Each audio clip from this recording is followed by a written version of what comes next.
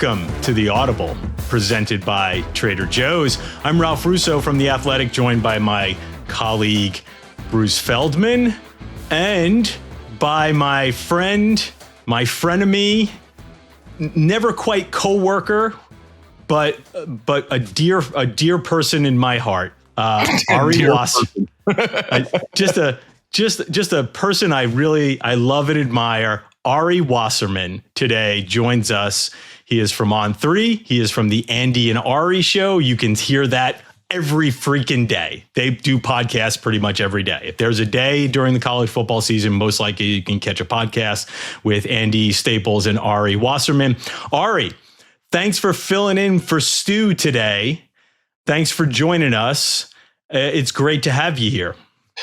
Thanks for having me. I always enjoy being near you guys. You guys are the best. I do want to put on record, though, that ever since I have been banned from The Audible by Stuart Mandel, I have made multiple appearances and he has never been on the show. So until I see his face on this show with me, I'm still going to assume that I'm banned in his mind. Technically, you can see his face, Ari, because somewhere in the graphics, there's a artist rendering of Stu that will have to suffice because as best we can tell, there's a reason why you two can't be together on this format. So, but we're glad we can have you on the podcast. I'm happy to be here and I can't wait to get into it because Ralph is a listener of our show and I hear his thoughts every day right on my text phone screen. So it's good to actually be able to talk to you and converse and talk through some of this stuff. But I thought last night's playoff reveal was interesting.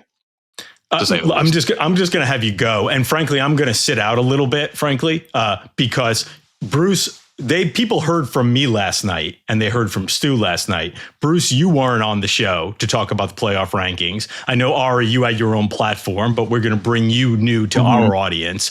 So I'm going to sort of tee up Bruce a little bit to tee you up, Ari, about like what was interesting last night. I mean, for me, I think it was the obvious. Miami and Notre Dame have the same record, and Miami beat Notre Dame. That game happened. It's not like Notre Dame also has a bunch of great wins. Their best wins over USC. It's a nice win, but it was a home game. It wasn't anything like huge. Miami actually has another pretty good win over USF. I know USF isn't in the rankings, but USF has a decent chance to make the playoff as the group of five team. And the teams they lost to weren't bad. You know, it's not like Louisville is a bad team or even SMU is a bad team on the road. I just was surprised there was that big of a gap between the two of them. And I know, Ralph, you and Stu said, well, the committee probably just didn't think they were very similar. And they didn't do we all have done the mock selection deal where it's like, okay, we'll kind of compare these two. But if you didn't think they were that similar, did you not see what happened week one? I mean, it was a big game. It actually happened. And that's the thing. So I don't know, Ari, am I crazy to think that was a little weird? Yeah. I mean, it jumped out to me because like what Ralph just said is what irritates me. If the committee didn't feel like they were similar, that's great. I don't care what you feel. There has to be some sort of, boundary, or the games have to tether you back to like reality at some point. So like, listen, I think right now I could probably say with a clear heart that I believe that Notre Dame in the moment is a better team than Miami. But at the same time, what I think as somebody who's 17 games under 500 picking games this year shouldn't really matter. What anybody thinks is going to happen next shouldn't really matter. I think what happened has to help guide you into the future. And I know that like the Miami Notre Dame discourse is the thing that's dominating because they played each other. But explain to me in plain English or Hebrew, whatever you want to do, why Notre Dame is ranked ahead of Texas or Oklahoma or even Louisville for that matter. These teams have similar resumes and better wins. And I know that we have new metrics and strength of schedule and FPI and all these different things that are, mathematically calculated. They're too smart for me, are taken into account. But from the way I look at it, the College Football Playoff Committee's rankings should take four things into account first, which is what is your record? Who did you beat? What is your strength of schedule? And what is your strength of record? if you scrutinize through that hole or through that lens, Notre Dame's resume behind 5 or 6 teams that are behind them, they will lose that battle. Now, if you go into advanced stats that the SEC was pushing for, you might find that Notre Dame, from a statistical standpoint, for projection purposes, is ranked higher in a lot of those categories. But I feel like those categories should actually be the ones that we use once the games and the records and the strength of schedule bear out to be kind of similar. I don't think that Notre Dame is a team that should be 8 spots ahead of Miami, but I don't think that Notre Dame should be ahead of 4 or 5 teams that are there in front of. And I'm trying to explain or be explained to why, because I think that the ranking should be more than vibes. Like, I think that information and results should steer the ship here. And that's not what happened on Tuesday night to me. So I'll take the listeners behind the scenes a little bit. Ari and I this morning were going back and forth a little bit, because what I told him is, like, I agree, generally speaking, with the premise that Notre Dame and Miami should be at the very least much closer, if not Miami ahead of Notre Dame. But I believe you are imparting a bit of false precision on this process. This is still a subjective. I understand. Like, I feel like, well, I've heard you say this, Ari. The committee uses data and they have a protocol. The committee is doing the same thing that the AP voters do. They look at a bunch of information, they kind of distill that information, and they come up with an opinion. Now, the very huge difference is AP voters are doing it on their own, submitting ballots, and the ballots are simply being tabulated. Whereas with the committee, it's a room of 12 or 13 people, and they are trying to build consensus and talk it out. So that's a very important difference. But it is not a objective exercise. It is still very much a subjective exercise. Very similar to what the AP poll voting goes about. And at the end of the day, you can say Texas has a better resume, Oklahoma has a better resume, and I can say, no, they don't. Like, I look at these resumes differently. Like there isn't a definitive answer here. There actually is a definitive answer, though, Ralph. Yeah. The 2 teams actually played this year. No, and when the records are the same, absolutely, like, I'm not arguing against that. Like, the biggest thing that should matter, I don't care if it is Nick Saban on the committee or Stu. The biggest thing that should matter is, did these teams actually play? Because if their records are similar or exactly the same, and again, it's not like Notre Dame has a bunch of top 15 wins. They don't. So that's the part where I'm like looking at it going, if you weren't want to tell me Miami was a team in Conference US, they were Northern Illinois in the MAC, and they knocked off Notre Dame, and the records are the same, but yeah, they're in the MAC. I'd be like, that's an argument. Maybe but 8 spots, that's just telling me the people who are in the committee aren't paying attention. They may not even play the game. Like, you shouldn't even play that game then. The game happened. The game happened. That actually matters, especially in a sport where we have to do a lot of twisting and turning, because a lot of games don't happen. This one actually did. And Ralph, I think that, like, the problem with the Miami Notre Dame discussion too is that everybody thinks that the only reason I believe that Miami should be at least ranked around them, if not ahead of them, is because they won head-to-head. And I'm quite aware that the protocol of head-to-head matchups being a tiebreaker is the way that it is. But I'm even just if you take away the fact that they played the game and assign Miami a top 10 win, and then look at all the other data points, like that by itself, if you remove the logos from the teams, would probably bear out to be even closer. But when you said, and like, it makes my head explode, but you're like, the resume thing is subjective, and I could say that they don't. I want to know specifically, if I'm comparing Notre Dame to Oklahoma or Texas, the teams directly behind it, explain to me in your subjective fashion, and disagree with me, even if you don't wholeheartedly believe it, explain to me why Notre Dame's resume is better than Texas's. Because I'll tell you, because you just said, we said before, there's all these like power rankings that have Notre Dame ahead of Texas and Oklahoma. And I would just say, Again, it's weird for me to do this because I kind of agree with your the general premise of your Notre Dame argument. So I'm almost arguing against my own stance, but I'm trying to just give you an example. Yeah, devil's advocate. Yeah, I'll be devil's advocate here. What if I just told you, but in my mind, a resume includes those advanced metrics. Those advanced metrics tell me how you played and how you are playing. So you can say that. That's what I take exception to, though. Okay. That right there. So so it's not a Notre Dame discussion. It's not any team discussion. If your number one North Star of guiding yourself into the rankings is, I think those metrics are more important than the results of the games, I take exception to that. Well, but okay. So again, let's just remove the Miami Notre Dame thing here. And because you started talking about, Texas or Oklahoma. And I'm like, Louisville. But Louisville is not as good as Notre Dame. They have one fewer loss and a better win. But Louisville's not like Ari. That this is when it gets back to you have a television, you watch the games, right? Is Louisville better than Notre Dame?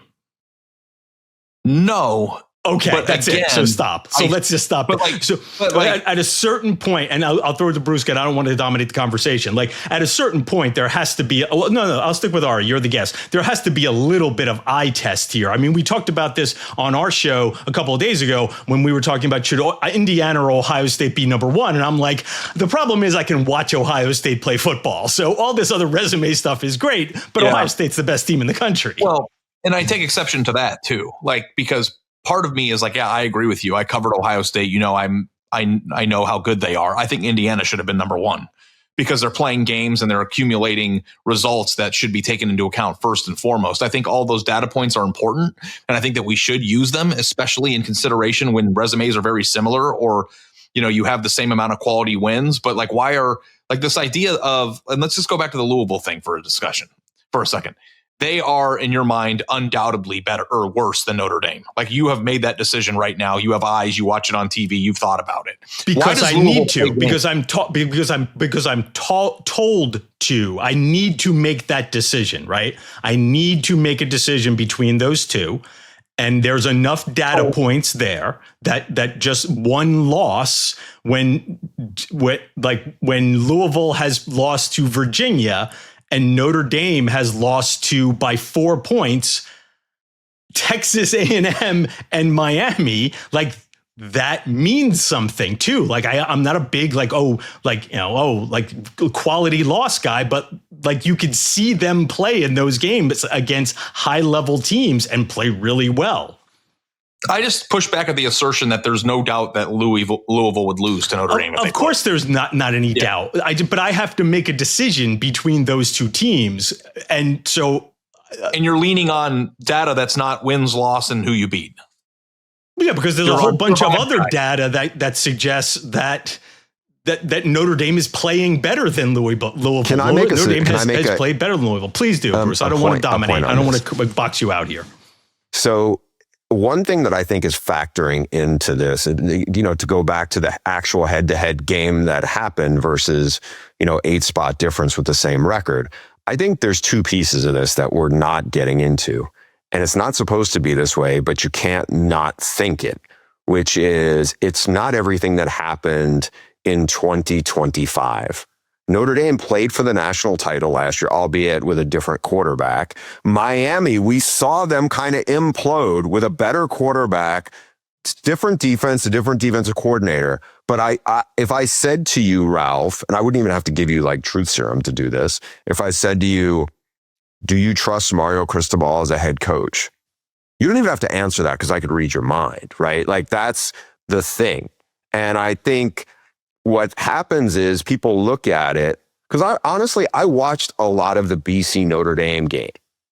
BC was not it was 12-7 at halftime. You can talk about missed field goals or not, just like you can talk about Ralph. This stuff matters. Special teams matters. No, I know. They did not look great. Also, by the way, Notre Dame averaged 10 yards a play, and BC averaged 3.8. Yeah, BC also was 50% on third downs against them. What are we doing? BC is 1-8.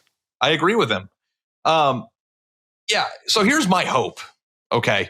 And this is the one thing that because you're right, Bruce.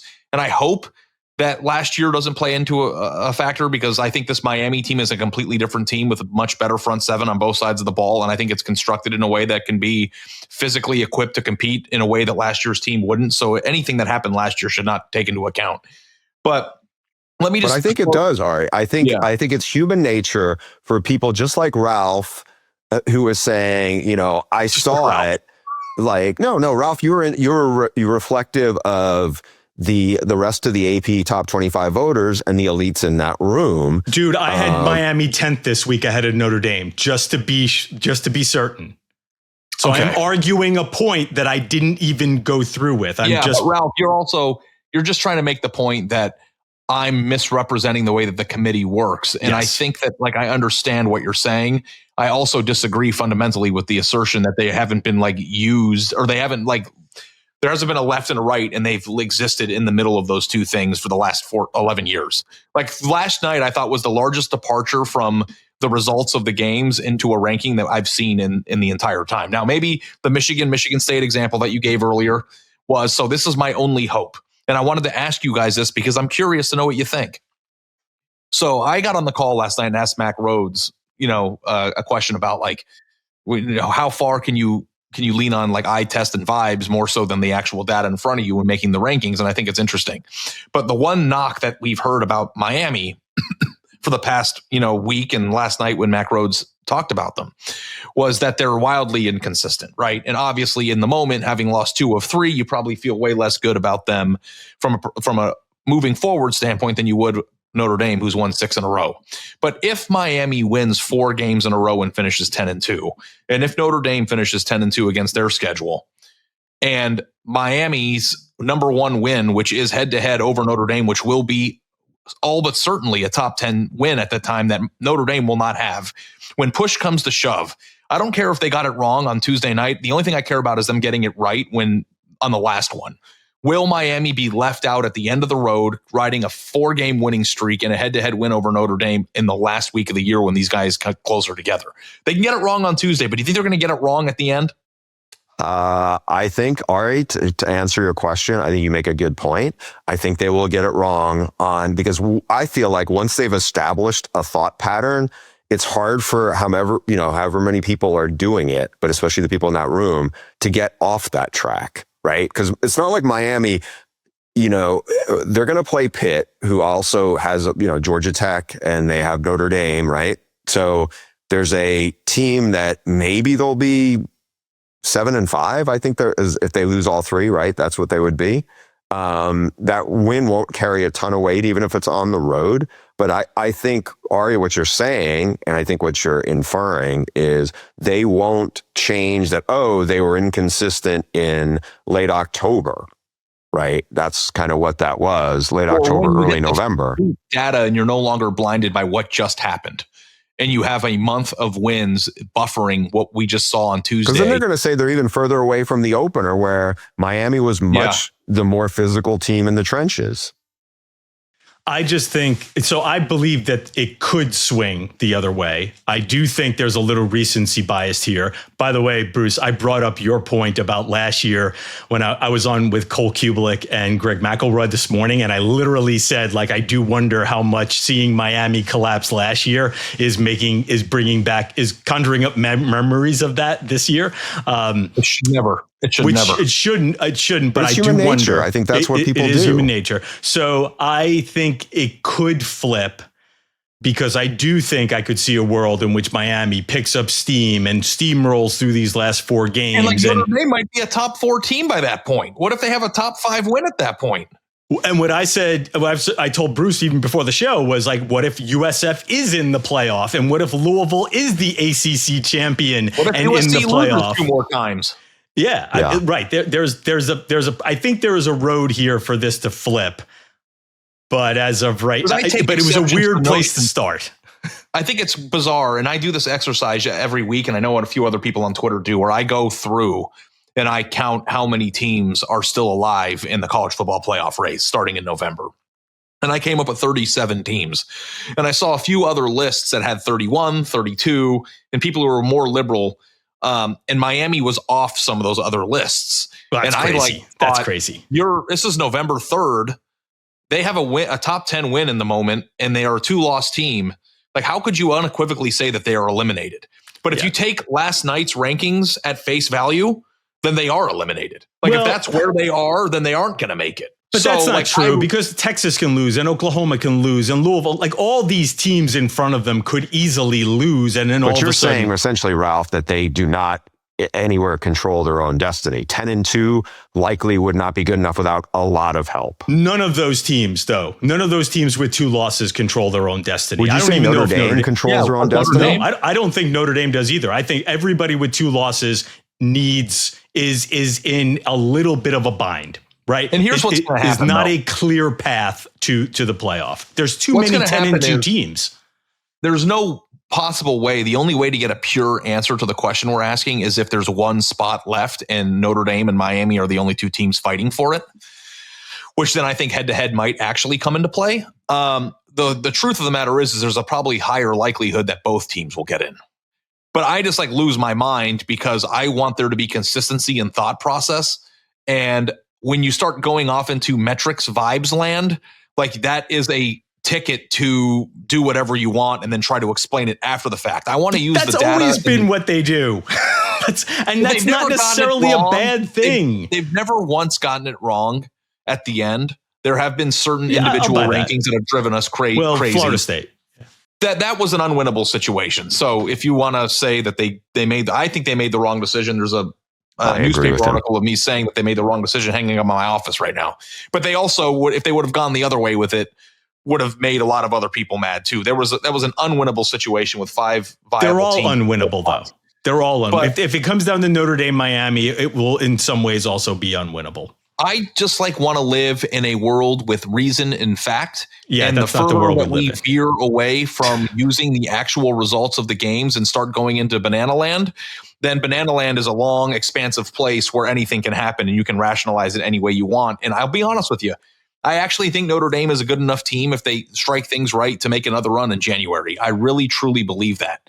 But if my thought process and notions are what is driving the boat, or if anybody in that room has notions about what they think Miami could do and what Notre Dame could do in the future, and they're not using what actually happened as the North Star to their guidance of this, then you are now leaving it in the hands of people who would be sub 500 gamblers. And it's just that's not the way to do it. So, and it's not a Notre Dame thing. If Notre Dame and Miami flipped and they switched resumes and they were ranked in the exact, I would be attacking Miami right now. I'm not attacking Notre Dame. I'm attacking the process. And I just don't love it. And I think that everybody that's not a Notre Dame fan feels the same way. How many rational people who don't have a dog in the fight were looking at the rankings last night and not raising an eyebrow where Notre Dame was ranked? It's bizarre. Is it not bizarre? I felt like it was a little bizarre. Okay, we're going to take a quick break from this playoff discussion, but we're going to keep Ari around and come back with a little coaching carousel right after this break. And we're back on the Audible presented by Trader Joe's.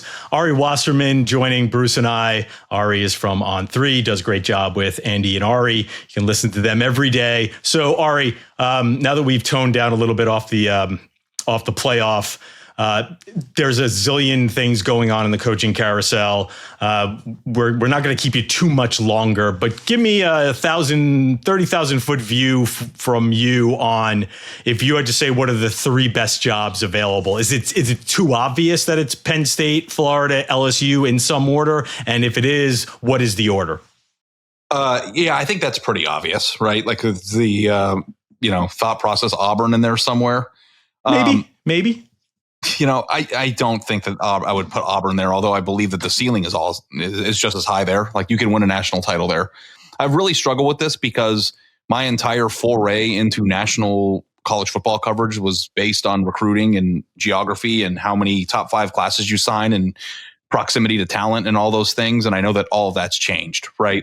The total team talent lists don't tell you who's going to win the national title as much anymore.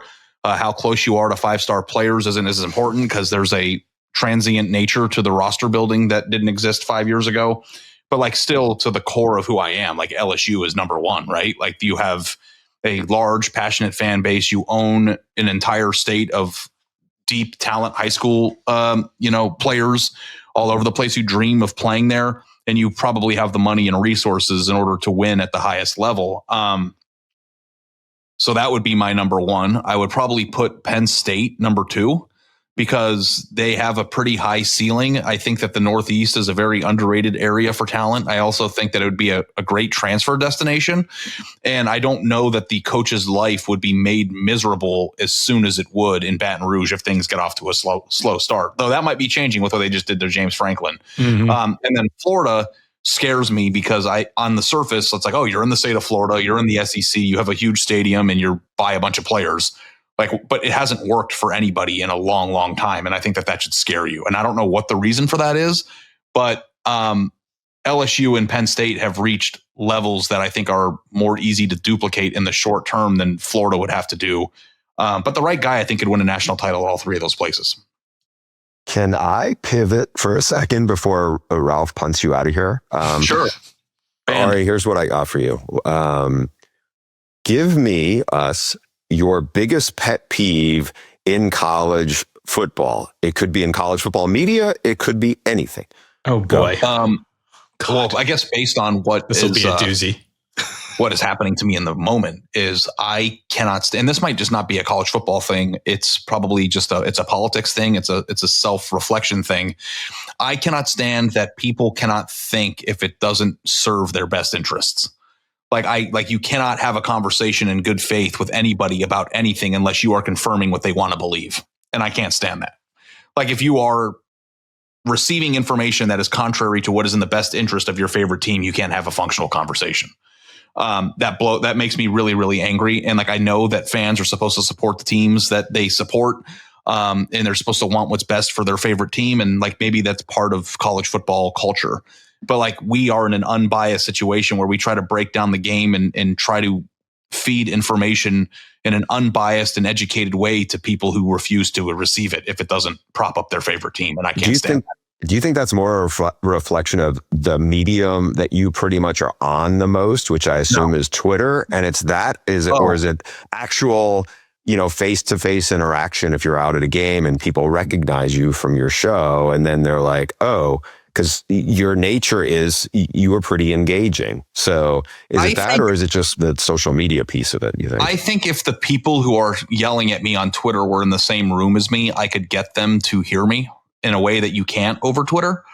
But I don't understand why most people don't want to be informed. They want to be confirmed.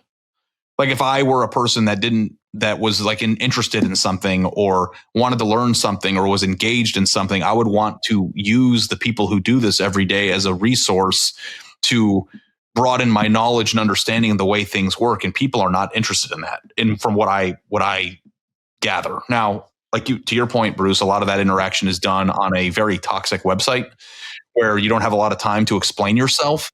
But it's the same thing with the Notre Dame Miami's thing. If you flip their resumes, Notre Dame fans right now would be screaming about why they are underranked by 8 spots if the exact opposite was happening. The only reason why they all agree with the ranking is because it props up their favorite team. And if you want to have a conversation, a good faith discussion about whether it's right or not, they are emotionally incapable of engaging in that conversation, and it drives me insane. Well, if you were in the same room as those people, you are handsome and engaging and just a generally affable fellow. So I can understand how you would warm people over because you do it with me every time. As much as you frustrate me, every time I'm near you, I just want to give you a big hug. Yeah. And listen, we're talking about college football here and who should be ranked higher in a playoff poll. I know there's people who do what we do and cover very serious world events that don't have the, ability to take a step back and go, hey guys, we're talking about football rankings. And I'm thankful for that. I just wish that people could be more open-minded in receiving information in all walks of life, not just in college football. Amen. On that note, Ari Wasserman from On3, Andy and Ari On3, practically every day. You can catch them on their show. They do an amazing job. Andy, former athletic employee, as well as Ari. Ari, man, thank you so much for doing this. Very much appreciate you. Hopefully we will run into each other sooner rather than later.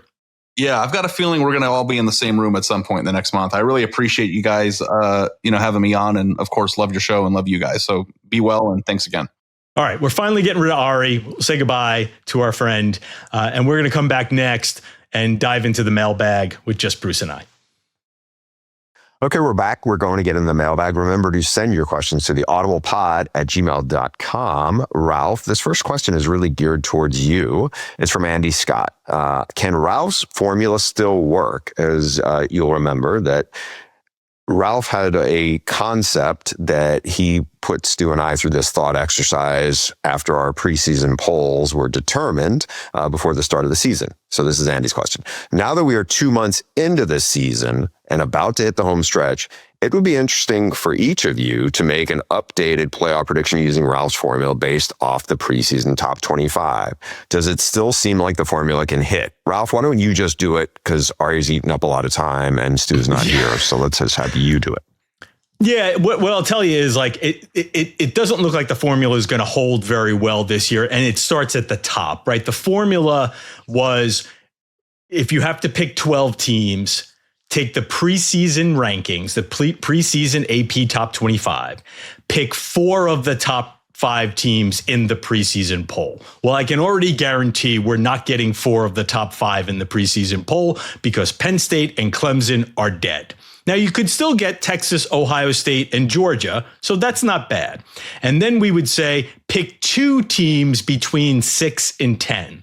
That is very much still in play with Notre Dame, Oregon, and Alabama, and even Miami. I mean, we just talked about Miami. So 4 of those teams are still in play. The next level was 2 of the 11 through 20. Could we get 2 of the 11 through 20? Michigan's still in play. I think, it's a little bit of an outside shot. They got to beat Ohio State, but I think Michigan is still in play. Oklahoma is still in play.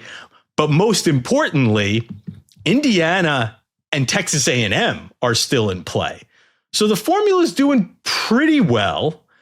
Where it kind of goes off the rails a little bit is the back end here. One of the teams between 21 and 25. Well, Texas Tech is still very much in play, right? Texas Tech is still very much in play. So you could have a team there. Ole Miss also still very much in play. So if anything, you have a few too many. The problem becomes 3 unranked teams. You have to pick 3 unranked teams. Well, the group of 5 is going to be a team that was unranked in the preseason. Maybe BYU is one of the teams that could get in. They were unranked in the preseason. Other than that, though, it doesn't look like, as I scan the rankings, maybe Georgia Tech, maybe Vandy, maybe Louisville, maybe the ACC champion. Like, there's enough in play here that we could get close to the formula working. The problem is, Bruce, at the very top. Again, if the formula is pick 4 of the top preseason 5 of the top 5 preseason teams, you already have 2 of them that are out. So that's an update on where the formula stands. It's still looking pretty solid, but it's not going to really nail it like it did last year. Okay, but it's a fun, as we said, fun thought exercise. Next? Yeah, exactly.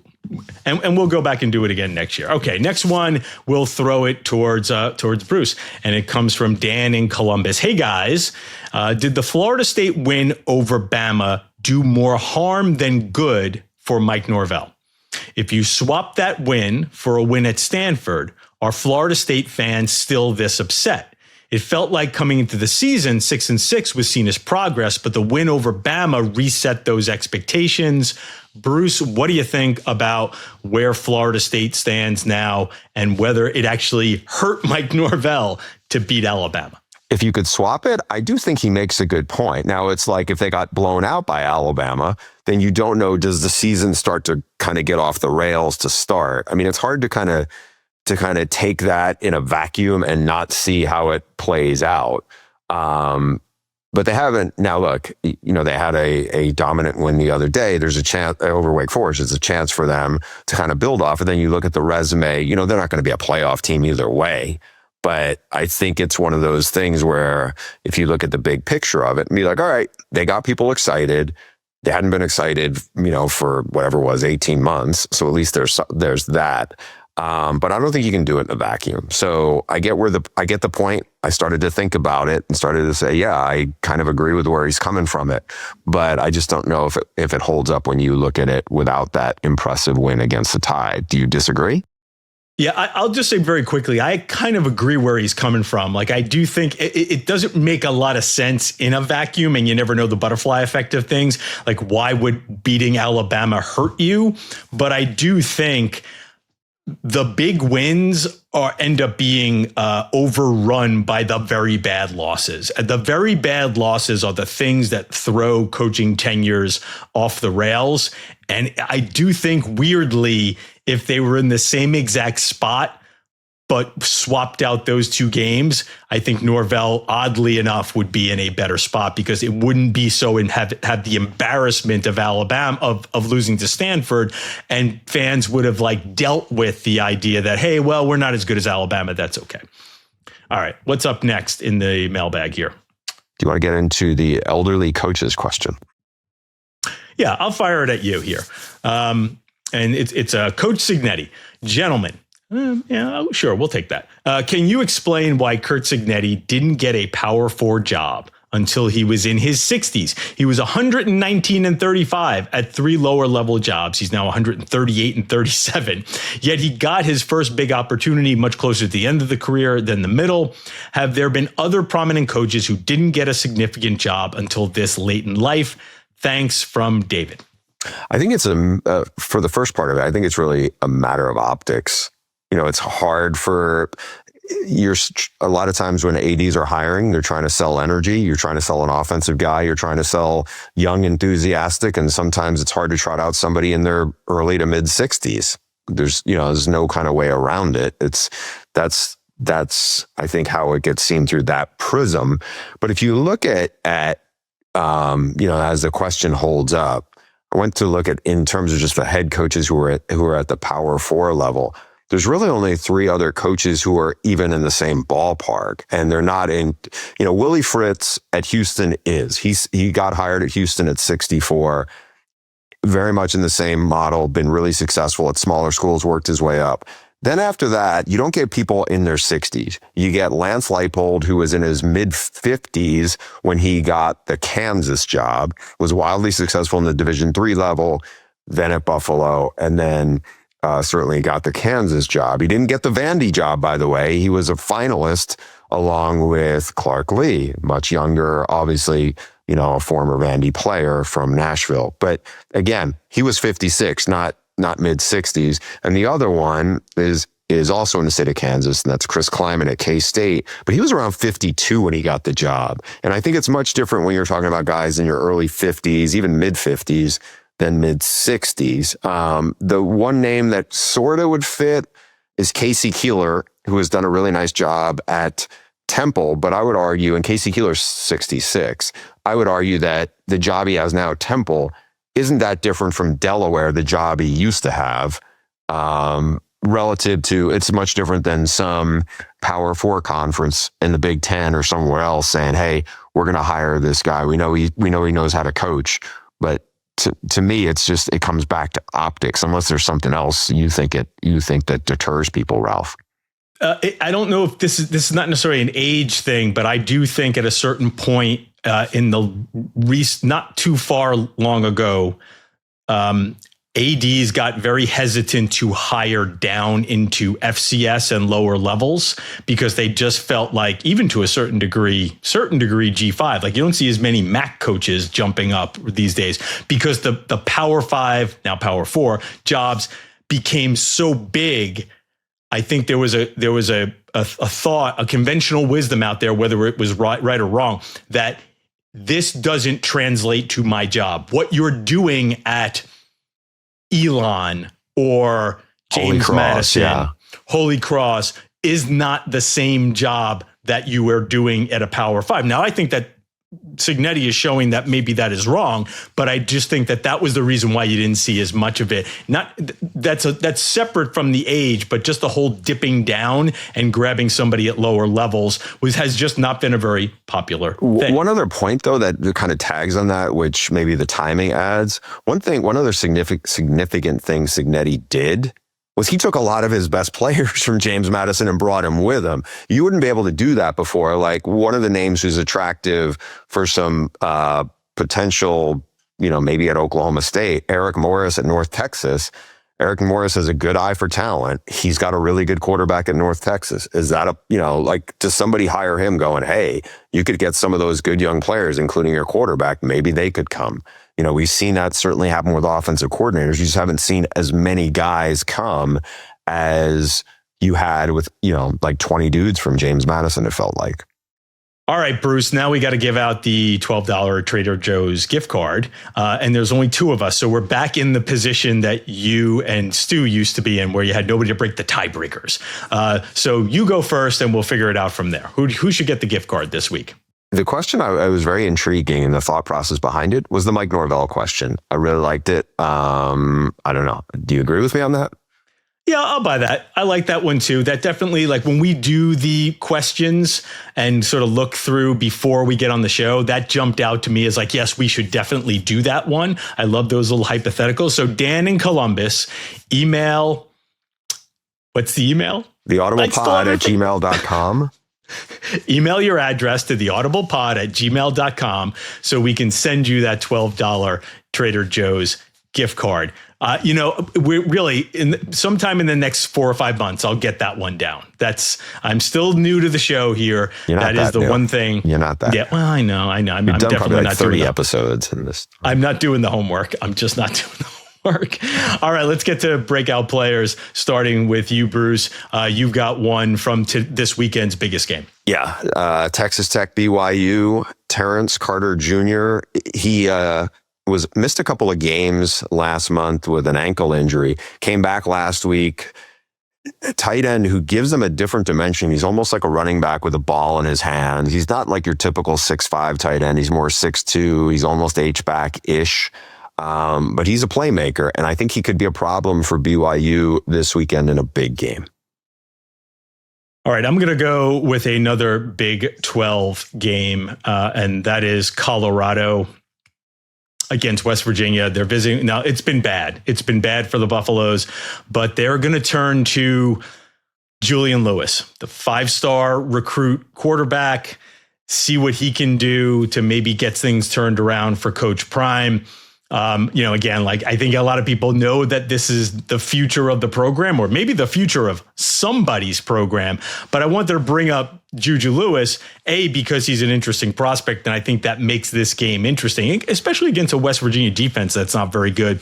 But also just to take a second, Bruce, to it has gotten very odd very fast in Boulder, where Coach Prime is still insisting that he's in it. He's not going to bail at the end of the year, despite all of his health problems. He's in it to win it. He's in it for the long run. But boy, they have gotten bad. It's hard to know what we should expect in Boulder going forward, isn't it? It is. I'm on top of it. I think the USA Today reported that Brett Bartoloni, who came with Dion from Jackson State, he's an old Leach receiver from Washington State. He's now taken over the play calling. At least that's what the USA Today reported. I don't think Dion confirmed that.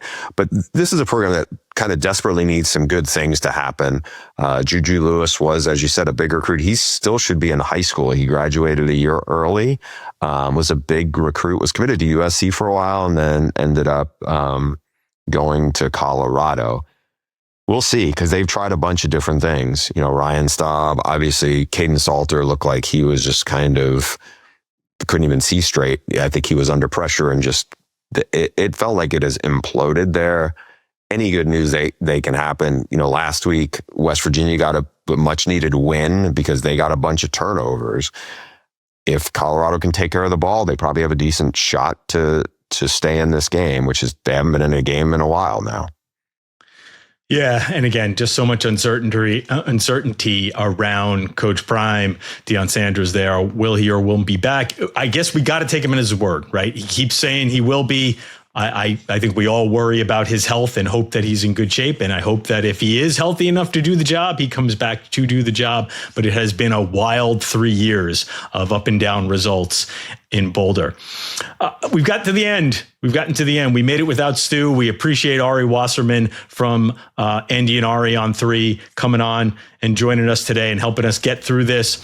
That's it. If you want us to answer your questions on future Mailbag, send it to theaudiblepod@gmail.com. We will be back live on Sunday morning, 8:30 a.m. Pacific, 11:30 a.m. Eastern Time on YouTube at Audible Show. We'll break down all the weekend's action. We'll see you then.